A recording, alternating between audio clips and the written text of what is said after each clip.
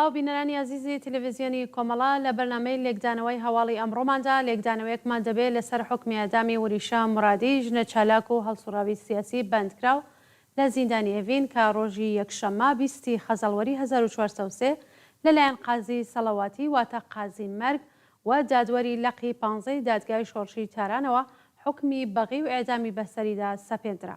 وریشە مرادی لە ڕێکەوتی دەی گەلاوێژی ساڵی 1402 لە دەوروبەری شاری سنە لەلایەن هێزانامنیەتیەکانەوە دەست بەسەر و بۆ بەندی 209 زیندانی ئەڤین ڕاگەیسرا. ئەو بەندکراوە سیاسیە لە ماوەی بەندکرانیدا بە مەبەستی دان پێدانانی زۆرە ملێ بە سەختی ئەشکەنجە و ئازاردرا و دژ بە هەڵس و کەوتی وەحشیانەی هێزەکانی حکوومەت بۆ ماوەی 20 ڕۆژمانی لا خواردن کرد. وریشە دوو جار حازر نەبوو لە جەلسەی دادگاییکردنیدا بەشداری بکات بەو بۆنەوە لەلایەن بەرپرسانی زیندانەوە ئەشکەنجە و ئازاردرا.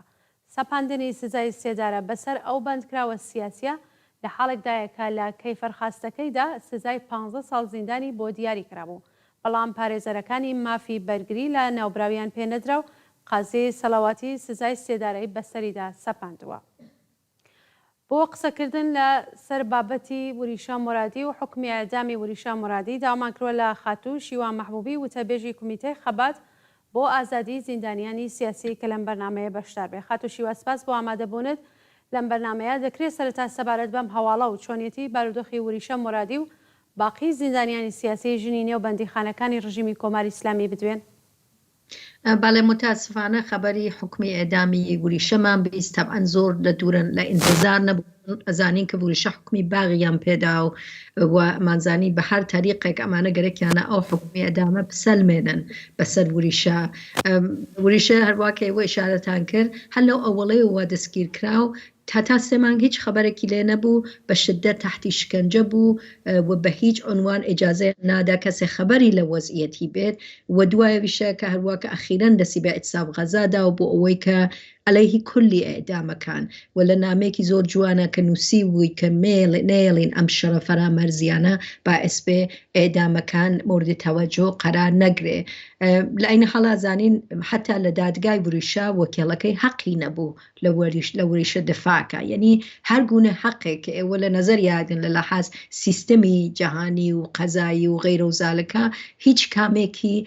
لواقع بو وريشا وزنداني كانيتر رعاية نكريا. لأن بو وقتی که تمشاکن هجومی جمهوری اسلامی بتای بدوای شروعی جنجیان آزادی و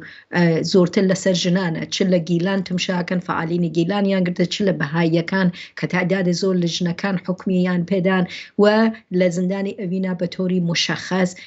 که حتی اخیراً بخاطروی که زندانیانی سیاسی جن از جمله وریشه علیه اعدام اعتراضیان کرد بو 5 کسیان که وریشه شاملیتی و هر وها بخشان بو 5 کسیان پرونده سازی جدیدیان کرد و 27 مانگ حکمی اضافه یان پیدان فقط بخاطرو اعتراضیان کرد علیه احکامی اعدام و عیسی من لحالك تمشي أم وزيتها كينو أم حكمة ظالمانة كبوريش الدنيا لحالك كواقعا زندانة كان بتهاي بزنداني أفين بوبا خيابانا كان بوبا جيجي اعتراض هر إمرو زندانيان سياسي جني زنداني أفين فايلكي صوتيا نارد تدرو شعاريان دا لزندانة لحماية لوريشي مرادي عليه حكم إعدامي وريشي مرادي وزور زور شجاعانة شعاريان دا مرق برديك دکتاتۆر ئائیسە جیا لە خیابان لە ناو زیندانەکانەوە بەتایبەت زیندانیانی سیاسی ژن لە بەندی ئەڤینە لە واقع ئەبیسرێ ئەو شعار و وەختێک کە جمهوری ئیسلامی لەگەڵەما ڕوبەڕوەوێت داتنی حکمی ئێعدام بە یەکێ وەک وریشە کە ئەو شجاعانە لە مقابل تەواو شکنجەکانە سەری خام نەکردێتەوە وحشەتی جمهوری ئیسلامی نیشانە لە ژنان بە عنوان ڕاهبەرانی ئینقلابی ژنجیان ئازادی. بەڵێ زۆر سپاس خاتوو شیوە. کۆماری ئیسلامی هەڵسوکەوتی لەگەڵ بەندکراوانی سیاسی بەتایبەت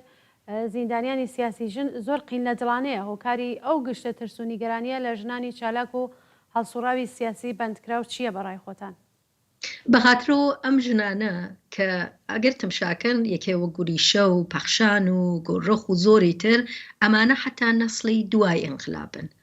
کەسانێکن کە شاید بێژم دایکەکەیان دایە گەورەکەیان لە دوای وەختی جمهوری ئیسلامی هاتە سەرکار عەلەیهی حیجاب ئێترازیان کرد ئەڤینێ کە نەسلی ئەم ژنانە نەتەنیا سەریان خەمۆ ناکەن بەڵکو قەویتر و شجاعانەتر خەریکن عەلەیهی جمهوری ئیسلامی مبارزەکەن و ئەمە عەلەیهی تەواوی لە لەحاز ئیدۆلۆژیک و سیاسی و ساختاری و لەواقع تیشە لە ڕیشەی ڕژیم و ئەزانێ ناتوانێت ساکتیان کە ئێوە هەروە کە ئەم پرۆسەت مشاکەن بە فەرزی مثال لە توولی ئێترازاتی ژنجیان ئازادی و ژنان و کچانی جوان ئەمانە زۆر جوان لە حتایی مەدرسە کەسانێ بوون کە لە قەلبی ئەما بووە هەروە کە تمشاکەن حتا زمانێکە حملەی شیمیاییان کرد ئەو حملەی شیمیاییان بە مەدارەسی کچەکان کرد یعنی ئەو ژن وەک خەتەرێکی گەورە بۆ خۆیە بینێ بەتایبەت ژنێکە فەرمانبەر نییە ژنێکە ئێترازەکە ژنێکە نەتەنها بۆ حەقی خۆی بەڵکو بۆ جامایە ئێوە گەتمشاکەن پەخشانی عزیزی چەنێ بەر لە مەنامێتری دادرەوە لە مورد ترۆمای نەسلەکان قسەکە لە مورد ئێتراز و مقاومەتی نەسل ئەندە نەسلی ژنان قسەکە یعنی ئایسە جمهوری ئیسلامی 45 ساڵە قانونی دروست کرده بۆ تەواوی عەزای بەدەنی ئێمە ژنان ولی هەرگیز نەیتوانیە ساکتیکە و ئەمە بانوان خەتەرە بینی ژنان گەورەترین خەتەرن بۆ جمهوری ئیسلامی لە شەرایطێکە لە ئێران هەیە و ئەو ئێترازیان نەتوانیە ساکتکەن حکمیان پێیان نا حتا لە ناو زندانەکان و زندانیانی سیاسی ژن ئێژن ئەبێ ئاپارتایدی جنسیەتی جۆرمەنگاری کرێ ئێژێ ئەبێ تعارضاتی جنسی بە ژنان موردی تحقیقی بینومەلەلی قرارگرێ یعنی حدا ئەکسەری خەریکن ئێترازەکەن و وەختێک ئەمە ناتوانێت ساکتکە حملە هەرچی زۆرترەکە نەیتوانێت ئێمە موردی ئاهوو دەریاییماندی کچێکە ئێترازی ئۆریانی کرد خەڵک دەستگیرەکە کچ دەستگیرەکە ژن دەستگیرەکە لەسەر بێحجابی ولی ئەو هاتوو وتی ئەگەر جسمی من قرارە موردی شەڕ و جەنگ قرار بگریە پس من حازرم بۆ شەڕکردن من حازرم یعنی بە هیچ عنوان نەیتوانیە ئەم انقلابی ژنجیان ئازادیە ئەم مبارزە بۆ ئازادی جامعە چۆن ئازادی ژن ئازادی جامعەیە ساکتکە بەڵێ خات و شیوە کاریگەری ئەم حکومەت زاڵەمانە و نامرۆڤانەیە کۆماری ئیسلامی لەسەر بزوتنەوە کۆمەڵایەتیەکان بەگشتی و هەروەها هەڵسوڕاوانی واری خەباتی ژنان چی دەبێت ئایا کۆماری ئیسلامی دەتوانێت ئامانجە دژە ئینسانیەکانی دەستەبەر بکات بە هیچ عنوان ناتوانێت بە هیچ عنوان ناتوانێت بەخەتەوە ئێتراز لە جامعە وجودی هەیە زانی دوای دروستە ئێتراز هەمیشە لە جامعە وجودی بە ولی دوای لە شروعی ژنجیان ئازادی و ئەسەن هەرچی شتەشێ لەو چوارچێوایەمە تەحلیلکەین ئێمە زمانێکە کچێکی جوان وەک ئاهوو دەریایی ئەو ئێترازەی کرد بازنشەستەکان لە تەجەموعەکەیانە شعاری ئازادی ئاهوو دەریاییاندا وەختێکە بە شەریفەی محەممەدی حکمی ئەدامیاندا لە ناو جامعە بەیستلا دەنگیەوەیان دراوە یعنی وەختی تمشاکەن لە لەحاز لە داخلی ئێرانە و لە سەتحی بینومەلەلیە تەوەجۆهێکی زۆر لەسەر وەزعیەتی ئێران هەیە لەسەر مبارزاتی ژنان هەیە ئائیسە سابت بووە دەنەتیجە ناتوانێت ئەگەر دەهەی شەس ئەتوانی و کارەکە بۆ بەرحاڵ وەزیەتی جامعە فەرقیە کرد سەتحی ئێترازات فەرقیە کرد و خەفەقانی عەزیم بوو دەرعین حاڵ هیچ شەبکەی ئیجتماعی وجود نەبوو هیچ کەسێک دەسترسی نەبوو بەوەی کە لە سەتحی دنیا بێژێ بە خەڵکی بووە ئائیسە مەشاهدی ئەوەین کە وەختێکە ئاهوو دەریایی ئەو ئێترازە ئەکا هۆنەرمەندێکی ئیتالیایی لە میلانە ئەچێ لە دیواری ڕوبەڕووی کۆنسولگەری ڕژیم و گرافیتی ئاهوو دەریاییەکێشە یعنی ئەو نەجەهانیە بۆ لازم نییە حتا ئەو ئێترازە سازماندەهی کردێ و بۆنەوەیە کە بە هیچ عنوان ناتوانێت بۆ دقیقاً بۆیە حملەی کردە لەسەر مەسەلەی ئێدام و بەتایبەت بە ژنان بەڵای خات و شیوا سپاس بۆ ئامادەبوونت لە بەرنامەی لێکدانەوەی هەواڵی ئەمڕۆمان زۆر سپاس زۆر سپاس جارێکی تر سپاس بۆ خات و شیوا مەحبوبی وتەبێژی کۆمیتەی خەبات بۆ ئازادی زیندانیانی سیاسی کە لە بەرنامەی لێکدانەوەی هەواڵی ئەمڕۆمان بەشدار بوو بینەرانی خۆشەویست سپاس بۆ ئێوەش